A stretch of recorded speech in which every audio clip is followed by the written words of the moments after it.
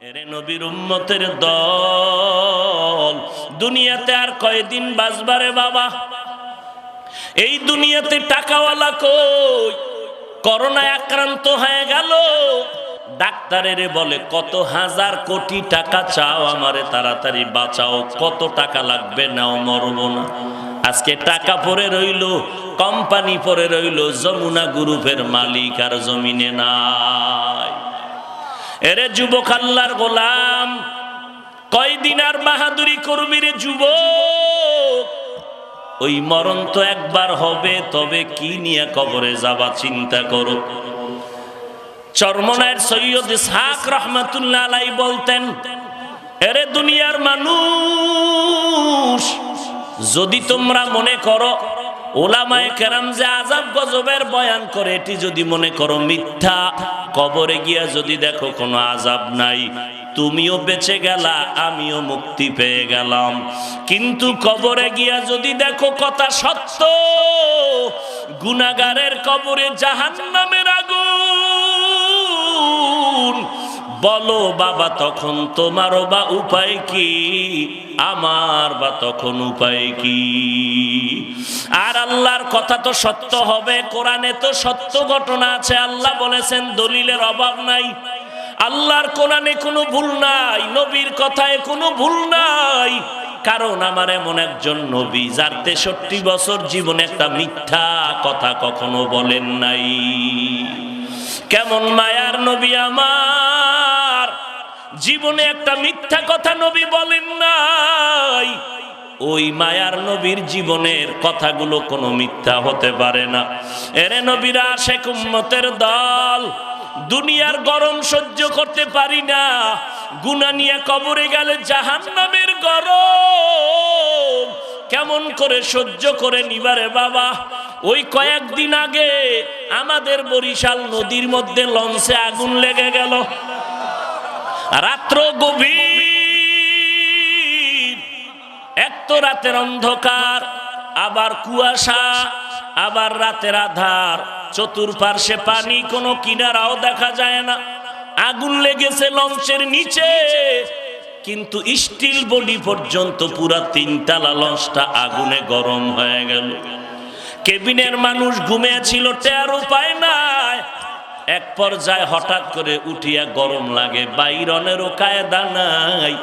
মা তাকায়া দেখে সন্তানের গায়ে আগুন, সন্তান তাকায় দেখে মা আগুনের মধ্যে পুড়তেছে। কারো কোনো বলার কোনো আওয়াজ নাই, জায়গায় পুড়িয়া কয়লা হয়ে গেল।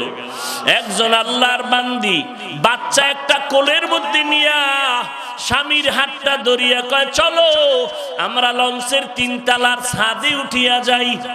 স্বামী আর স্ত্রী বাচ্চাটারে কোলে নিয়া লঞ্চের ছাদের মধ্যে চলে গেল।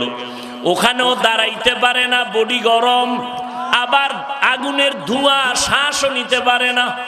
স্ত্রী হাউমাউ করে কাঁদে আর কয়, স্বামী আমি তোমার ঘরে এসে খেদমত করতে পারি নাই, তুমি আমাকে মাফ করে দাও। আমি তো মরিয়া যাব, সিদ্ধান্ত নিয়ে নিছি, আমার আর বেঁচে থাকার কোনো লাভ নাই। তবে স্বামী তোমার কাছে আমার দাবি, আমার কলিজার টুকরার সন্তানটারে বাঁচাও, এই সন্তানটারে বাঁচাইয়া মানুষ বানাইও। আমার সন্তান যদি বড় হয় আমার জন্য একটু দোয়া করবে, আমার সন্তানের দোয়া আমি কবরে বসে বসে পাবো। আল্লাহর বান্দা স্ত্রীর কান্না দেখে সহ্য করতে না পারিয়া আল্লাহর বান্দা তার সন্তানটারে কোলের মধ্যে জোরে চেপে ধরিয়া, এরপরে স্ত্রীকে দেখে আগুনে পুড়তেছে। আল্লাহর বান্দা বাচ্চাটারে নিয়ে নদীর মধ্যে যখন ঝাঁপ দেয়, পানির 2-3 ফিট নিচে বান্দা চলে গেল।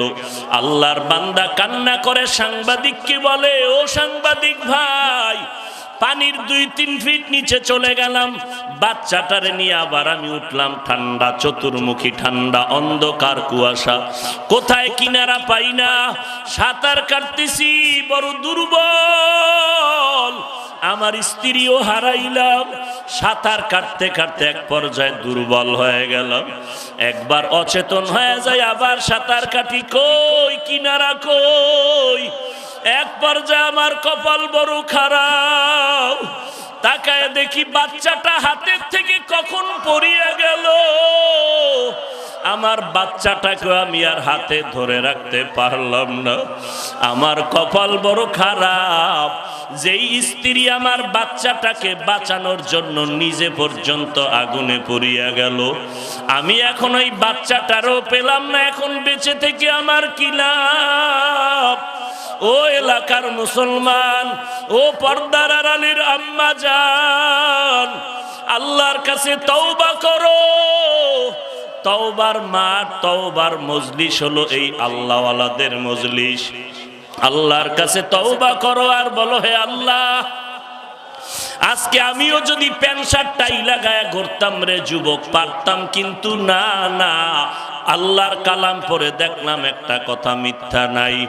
এক জাররা পরিমাণ গুনাহ নিয়ে যদি কবরে যাওয়া হয়, মদিনার নবী বলেন আল্লাহ পাক রব্বুল আলামিন দুইজন ফেরেশতা কবরে পাঠাবে তিনটা প্রশ্ন করার জন্য। রবের পরিচয় দাও, ধর্মের পরিচয় দাও, রাহমাতুল লিল আলামিনের পরিচয় দাও। গুনাহগার যারা কবরে যাবে, আল্লাহ চিনে না, ইসলাম চিনে না, তারা তো জবাব দিতে পারবে না। আল্লাহ তখন কুদরতের আওয়াজ দিয়ে বলবেন, এরে কবরের ফিরিস্তা, এই নাফরমানকে আর কোনো সুযোগ দিয়া লাভ নাই। আমি কম সুযোগ দেই নাই।